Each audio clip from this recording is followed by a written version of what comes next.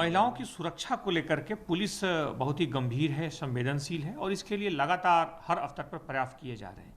इसी कड़ी में पुलिस ने पिछले दिनों 40 ऐसी महिलाओं को जो कि रक्षा समिति की सदस्य हैं, उन्हें विशेष तौर पर प्रशिक्षित किया है। उन्हें विशेष तौर पर इसके लिए एक टीम के द्वारा ट्रेंड किया गया है जो कि महिला अपराधों की रोकथाम में सहायक सिद्ध होंगी। मुख्य तौर पर पुलिस ने ऐसे क्षेत्रों को चिन्हित किया है जहां पर इन घटनाओं का मुख्य तौर पर शिकायतें ज़्यादा आती हैं। उन जगहों पे पेट्रोलिंग के दौरान जहां महिला टीमें जाती हैं, उनके साथ इन महिला दस्तों को भी लगाया जाएगा। साथ ही साथ ये जिन क्षेत्रों में रहती हैं उनमें भी महिला अपराधों को लेकर के अवेयरनेस फैलाने के लिए विशेष तौर पर ट्रेंड किया गया है। इन्हें विशेष तरह का प्रशिक्षण भी दिया गया है ताकि इनके अंदर भी एक बेहतर आत्मविश्वास का संचार हो। इस कड़ी में 2 तरह की ट्रेनिंग दी जा रही है। ये जो महिलाएं हैं मानसिक रूप से सशक्त हों और शारीरिक रूप से मजबूत हों, उन्हें कानून का भी ज्ञान हो और शारीरिक रूप से किसी विपरीत परिस्थिति में, विपरीत चुनौती में निपटने में सक्षम भी हों। इसलिए दोनों चीज़ों में इन्हें लगातार प्रशिक्षित किया गया है।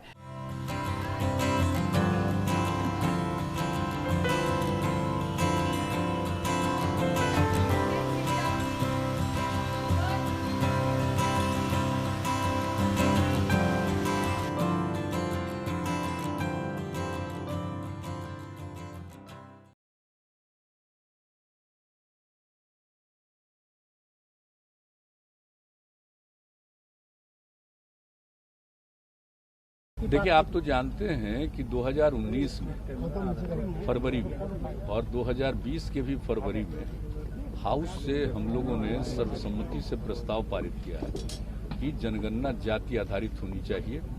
और इसके बारे में तो बराबर आप जानते हैं कि हम लोगों का जो विचार है वो आप जानते हैं 90 से ये दिमाग में बात आई और उसके बारे में हम कई बार बता चुके हैं।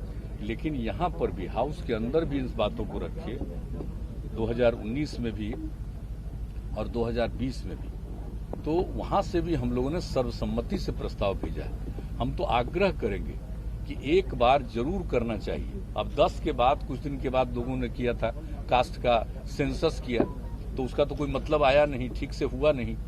तो जो बन करके तैयार हुआ था 13 में, तो 13 के बाद तो कभी पब्लिश नहीं हुआ कि आखिर किस इलाके में किस जाति की कितनी संख्या है। एक बार जरूर होना चाहिए कास्ट बेस्ड सेंसस, ताकि मालूम हो जाए और जो गरीब गुरबा तबके के लोग हैं, SC ST के अलावे बाकी जो लोग हैं, उनको भी इसका लाभ मिलेगा और पता चल जाएगा कि सही मायने में इनकी संख्या कितनी। और जब संख्या का पता चलेगा तो आप उनके उद्धार के लिए भी, उनको विकसित करने के लिए काम करेंगे। तो मैं तो पुनः अनुरोध करूंगा कि भाई हम लोगों का है और उधर जो पार्लियामेंट में ये बताया गया कि नहीं हो पाएगा, तो हम लोग तो आग्रह करेंगे कि इस पर जरूर गौर करिए। और हम पहले भी न सिर्फ यहाँ से प्रस्ताव गया है, हमने बातचीत भी की थी। तो हम लोगों की तो इच्छा है भाई कि होना चाहिए और उस सब के हित में।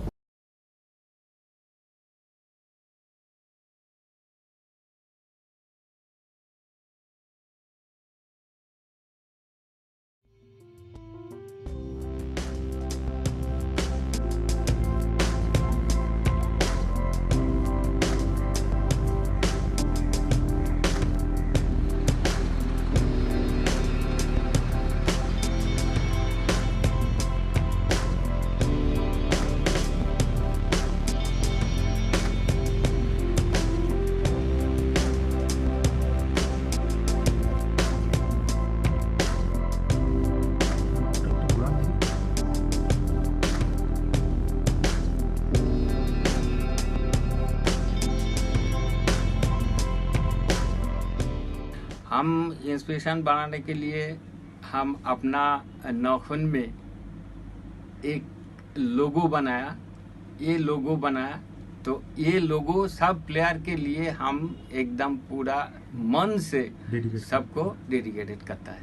ये लोगो 1 सेंटीमीटर सब आदमी का नाखून है, 1 सेंटीमीटर का अंदर में हम ये गेम का जो लोगो बनाया, ये लोगो हम ये उंगलियां का नाखून में बनाया।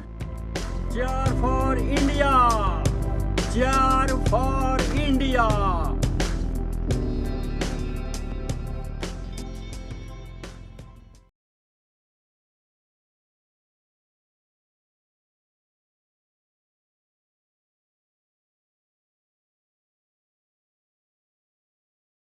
और मीराबाई चानू ने देश को पदक दिलाया है। पहले ही दिन इस तरीके से एक बड़ा मेडल आना सर, इतिहास रचना वेटलिफ्टिंग में पहला, आप कैसे देखते हैं सर? माननीय प्रधानमंत्री मोदी जी और समस्त भारत की जनता की ओर से मैं मीराबाई चानू जी को बहुत बहुत बधाई और बहुत बहुत धन्यवाद देना चाहता हूं। पहला ही दिन और रजत पदक जीतकर आपने 135 करोड़ भारतीयों के चेहरे पर एक मुस्कान लाई है। A big thank you to you. आपने न केवल देश के लिए रजत पदक जीता है, आपने देश के बाकी खिलाड़ियों को प्रेरणा देने का काम भी किया है। पहले दिन मेडल जीतकर उम्मीदों को बढ़ाया है। बाकी खिलाड़ियों को भी और बल मिलेगा और ताकत मिलेगी और मुझे पूर्ण विश्वास है इस ओलंपिक्स में, टोक्यो ओलंपिक्स में भारत के बाकी खिलाड़ी भी आपकी राह चलकर और इतिहास बनाएंगे। You made the country proud.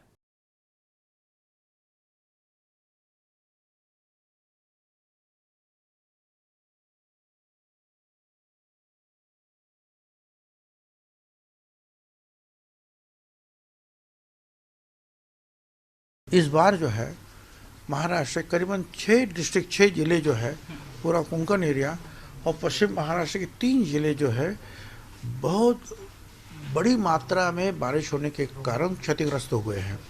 जगह जगह पर बाढ़ आई हुई है, लैंडस्लाइड्स हुआ है, नीचे जो घर बने हुए थे उनके ऊपर जो है सारा मलबा आकर गिरा हुआ है। कई लोग जो है वो बेचारे जो है चल बसे हैं और कई लोग अभी भी दबे हुए हैं। कई सारी इमारतें जो है चौपट हो गई है।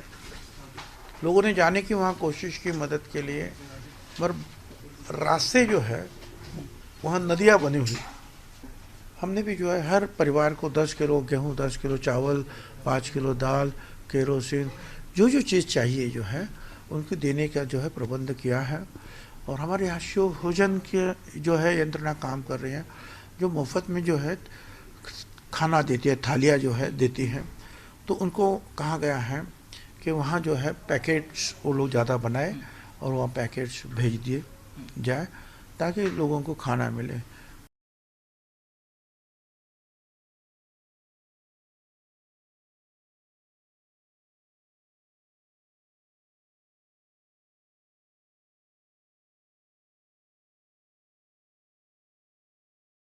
When do you think that we are going to have booster dose, because trial are already underway, and I think phase 1 trial is going to complete in August in at AIIMS also.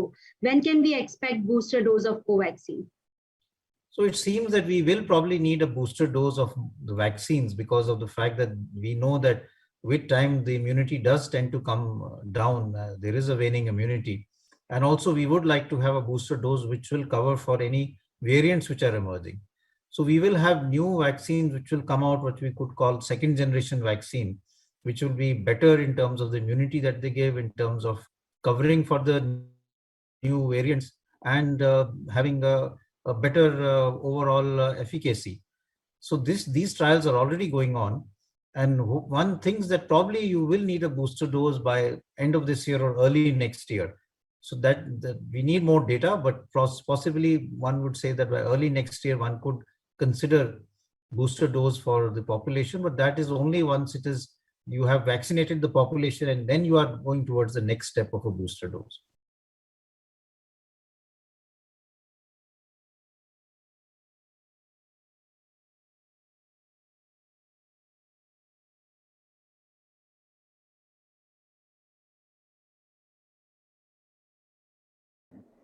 जहां तक मेघालय की बात करूं, 2014 से अब तक मेघालय के विकास में ढेर सारी गति भरने का काम भारतीय जनता पार्टी की नरेंद्र मोदी सरकार ने किया है। सिर्फ जनधन योजना में 6.46 लाख, इतने छोटे राज्य में 6.5 लाख परिवार ऐसे थे जिनके परिवार में किसी के पास बैंक अकाउंट नहीं है। आज मेघालय का हर परिवार अपना बैंक अकाउंट होल्ड करता है। उनको अर्थतंत्र के साथ जोड़ने का काम ये भारतीय जनता पार्टी की मोदी सरकार ने किया है। उनका अधिकार का जो पैसा है चाहे विधवा सहाय का पैसा हो, चाहे छात्रों की स्कॉलरशिप हो, इसके अंदर से बिचौलियों को काटकर सीधा इसके बैंक अकाउंट में डालने का काम नरेंद्र मोदी सरकार ने करा है। आज मेघालय के अंदर एक भी घर ऐसा नहीं है जहां टॉयलेट नहीं है। 100% ODF बनने वाले राज्यों का सम्मान जिसको मिला है उसमें आज मेघालय शुमार है। मैं मेघालय के मुख्यमंत्री को इसके लिए बहुत बहुत बधाई देना चाहता हूं कि मोदी जी ने ग्रांट तो भेजी, परंतु इसे नीचे तक पहुंचाने का काम मेघालय के मुख्यमंत्री ने किया है।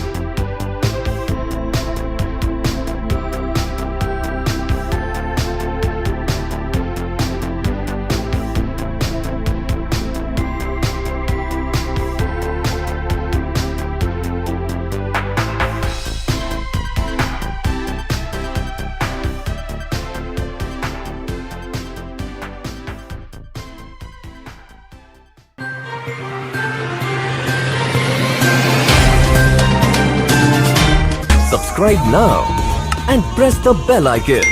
Never miss an update.